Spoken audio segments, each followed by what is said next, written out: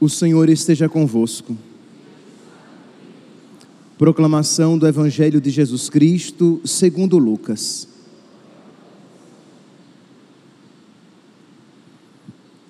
Naquele tempo, Jesus, virando-se para os discípulos, disse: Por isso eu vos digo, não vos preocupeis com a vida, ou com o que comereis, nem com o corpo, com o que vestireis, porque a vida é mais do que o alimento, e o corpo mais do que as roupas.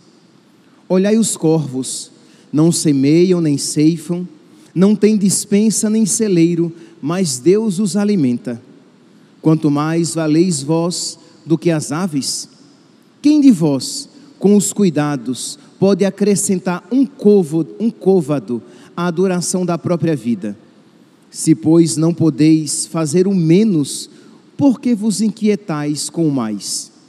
Olhai os lírios, como crescem, não trabalham nem tecem, mas eu vos digo, nem Salomão com toda a glória se vestiu como um deles. Se é assim que Deus veste a erva, que hoje está no campo e amanhã será lançada no forno, quanto mais a vós, homens de pequenina fé. Não vos inquieteis com o que haveis de comer ou de beber, nem andeis em ansiedade, porque os pagãos de todo o mundo é que buscam tudo isso. Vosso Pai sabe que tendes necessidade de tais coisas. Vós, porém, buscai antes o reino, e isto recebereis de acréscimo. Palavra da salvação.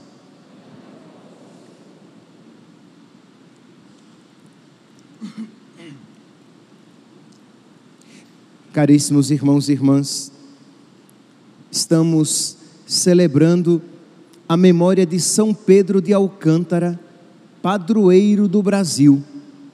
Sei que as pessoas, quando ouvem isso, às vezes estranham, porque ou se esqueceram, se já ouviram em algum momento da vida, ou nunca ouviram que o Brasil tem um padroeiro, e o primeiro padroeiro. Em 1826, o Papa Leão XII fez um decreto em que tornou São Pedro de Alcântara padroeiro do Brasil. Foi em 1826.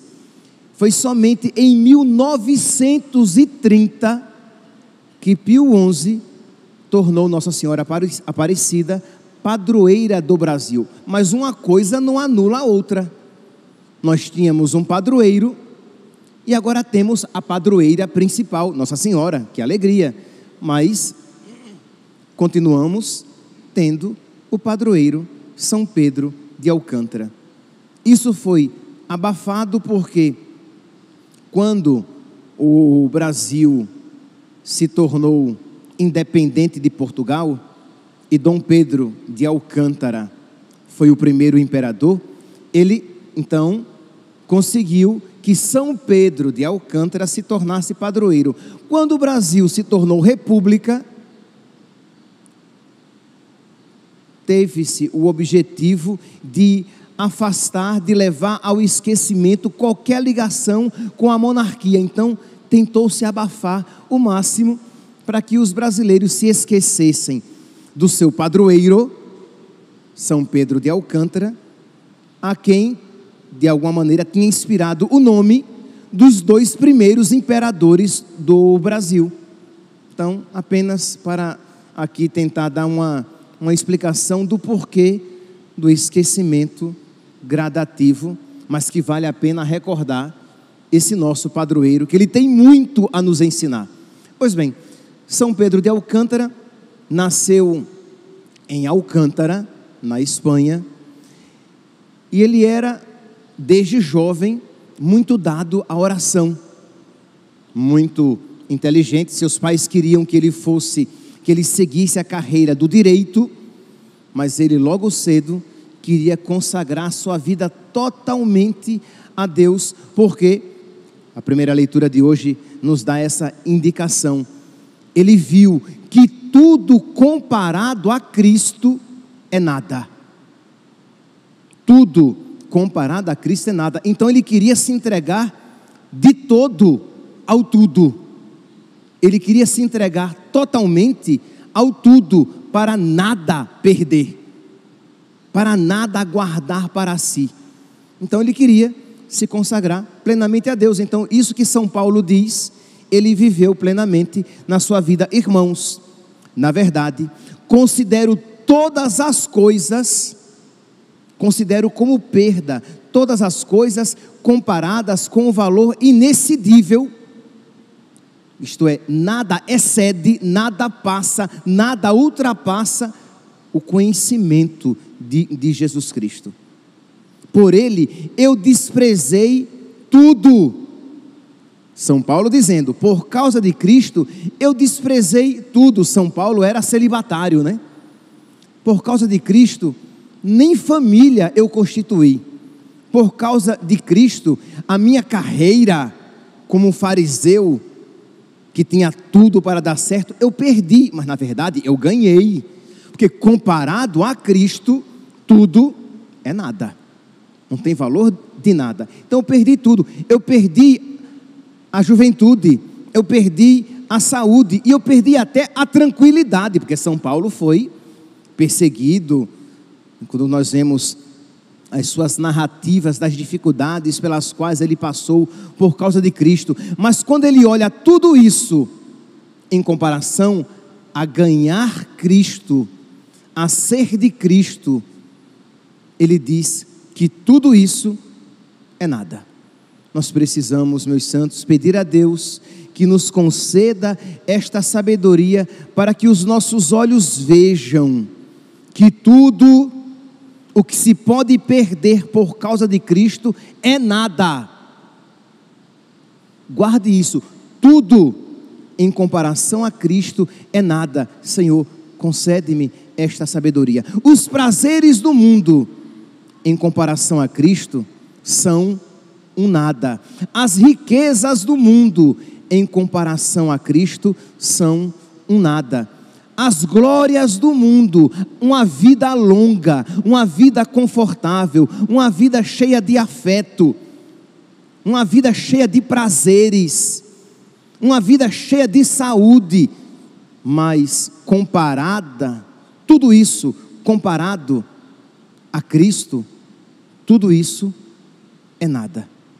E isso nós só teremos firmemente em nós se formos socorridos e alcançados pela graça, porque a visão natural, a inteligência natural não nos dará esse conhecimento. O homem natural, ele não consegue ver isso.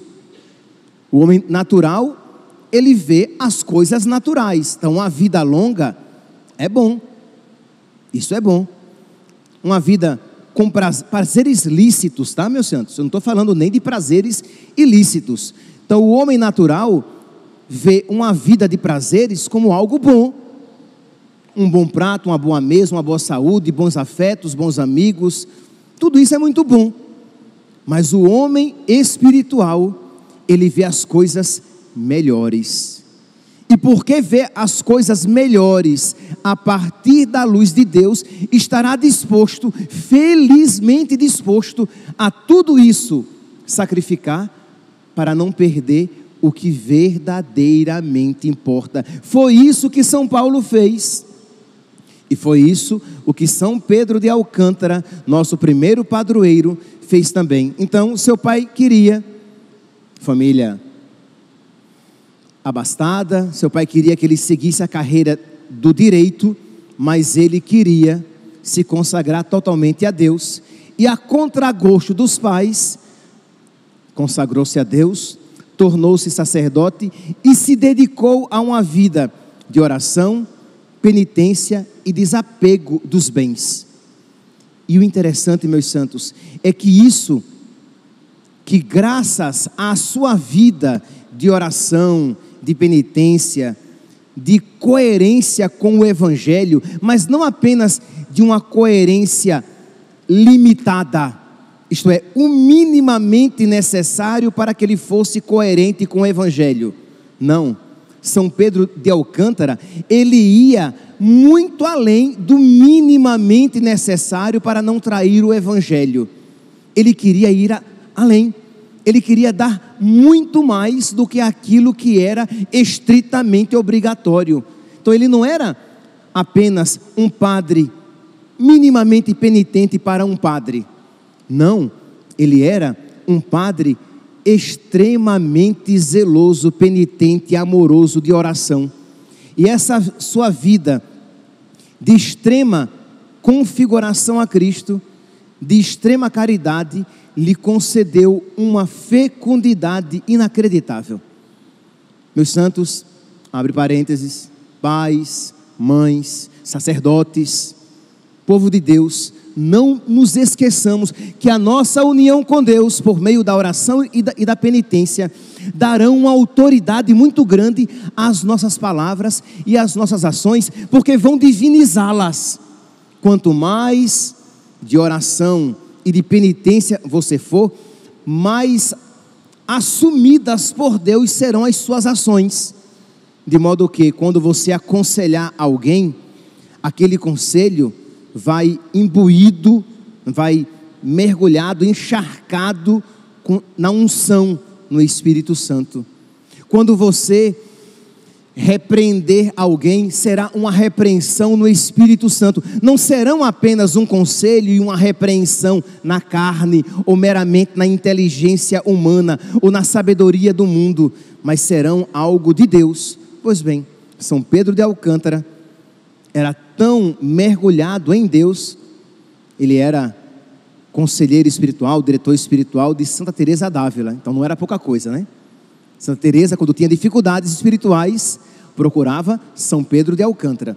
Pois bem, então ele era tão profundamente, né, enraizado, mergulhado em Deus, que ele conseguiu, na corte de Portugal, num ambiente nada propício às renúncias, estamos de acordo que uma corte, pense aqui na alta sociedade, entre os artistas, entre os políticos aqui, como é difícil pregar o evangelho e chamar essas pessoas para uma vivência profunda de oração, de penitência. Não é apenas, que já é um sacrifício, tá? Mas não é apenas fazer com que os artistas e os políticos vão à missa aos domingos e se confessem, que já seria algo admirável, né? Estamos de acordo? Imagine os artistas, os políticos indo à missa, se ajoelhando, pedindo perdão a Deus, entrando na fila da confissão, já seria algo admirável. Mas não apenas isso, ele conseguiu, ou melhor, Deus, por meio dele, conseguiu a transformação, uma transformação de tal maneira entre os nobres, príncipes e princesas da corte de Portugal, que as pessoas queriam ser celibatárias com voto de pobreza. Vocês podem imaginar isso? O que é atores e atrizes, políticos, querendo participar de ordens religiosas, de ordens terceiras, vivendo o desapego, sendo católicos e profundamente católicos. Foi isso que São Pedro de Alcântara conseguiu entre os grandes do seu tempo, na corte do seu tempo. Então é algo assim que não há como dizer que era fruto da sua retórica, que era fruto da sua persuasão, mas tinha algo de divino que fazia com que ele conseguisse tantas transformações na vida de pessoas que viviam num ambiente, repito, tão contrário às renúncias do mundo. Pois bem, é este grande sacerdote, homem de oração e de penitência, que nos foi dado como padroeiro e que nós não podemos esquecer e não podemos deixar de pedir a sua intercessão, isto é, para que ele, assim como ele alcançou de Deus a derrubada das barreiras em tantos corações, que ele alcance também esta graça para nós e para os nossos. Por quê, meus santos? Mas eu peço, por favor, não se exclua, você precisa também. Mas por quem você hoje gostaria de rezar e interceder? Quem você gostaria de colocar confiantemente diante do padroeiro da nossa nação e suplicar por essa pessoa? É o seu marido? É a sua esposa? É um familiar seu? É um amigo? Pois bem, apresente e peça que São Pedro de Alcântara, que alcançou de Deus tantas graças pela sua união com Deus, que ele alcance mais uma. Mas apresente também o seu coração. Tenho certeza, meu santo, que você necessita de ser um homem de mais oração e de mais penitência. Por quê? Porque existem dois tipos de homens impenitentes. Existem dois tipos de pessoas impenitentes. Isto é, o que é uma pessoa impenitente? O que é que eu quero dizer aqui por pessoa impenitente? Impenitente. Pessoa não inclinada à penitência. Existe aquela primeira, que é a mais óbvia, que é a mais explícita. É aquela pessoa que diz assim: o que eu quero é ser feliz, eu quero gozar da vida, aquilo que a vida puder me oferecer. Eu não quero sofrimento, eu não quero penitência. É uma pessoa extremamente hedonista, contrária a toda virtude, né? Porque a virtude requer sacrifício, esforço, empenho. Esforçai-vos por passar pela porta estreita. O reino dos céus é daqueles que praticam violência, isto é, daqueles que se violentam a si mesmos. Quem quiser me seguir, renuncie a si mesmo. Ora, este hedonista, que só quer aproveitar dos prazeres que a vida tiver a lhe oferecer, e entendam, eu não estou falando aqui daquele que diz que quer aproveitar dos prazeres ilícitos. Eu estou falando daquela pessoa que ela só quer saber de prazeres. Foi bom, trouxe alguma compensação sensível, ela quer. Foi ruim, exige penitência, sacrifício, renúncia. Ah, eu não quero. Pois bem, esta pessoa aqui é uma pessoa não dada à penitência. É o primeiro tipo de pessoa. Mas existe um segundo tipo de pessoa impenitente. E este segundo tipo é mais perigoso, porque isto é meio disfarçado de virtude. É aquela pessoa que diz assim: eu estou disposta a fazer penitência para evitar os pecados. Eu estou disposta a fazer penitência, a evitar os pecados, mas nada além disso. O resto eu quero aproveitar. Parece até que a pessoa é virtuosa. Ora, ela não quer pecar, mas não tenha dúvidas de que uma pessoa, de que ela limita a própria vida simplesmente a não pecar, e no resto ela viver folgadamente, ela vai mais cedo ou mais tarde se afastar de nosso Senhor, perder nosso Senhor. Por quê? Porque ela não é amiga da penitência, ela está limitando o seu amor e a sua prática da virtude, porque ela diz o quê? Eu vou me esforçar simplesmente para não pecar. E enquanto, meus santos, se nós não estivermos dispostos a viver movidos pela caridade, e a caridade não pode ser esse princípio egoísta, eu só vou abraçar a penitência para não pecar, o resto eu quero gozar do mundo. Isso não é caridade, isso não é um princípio virtuoso. E onde é que está a sua capacidade de se esforçar, entendeu? Para lutar inclusive contra os pecados veniais.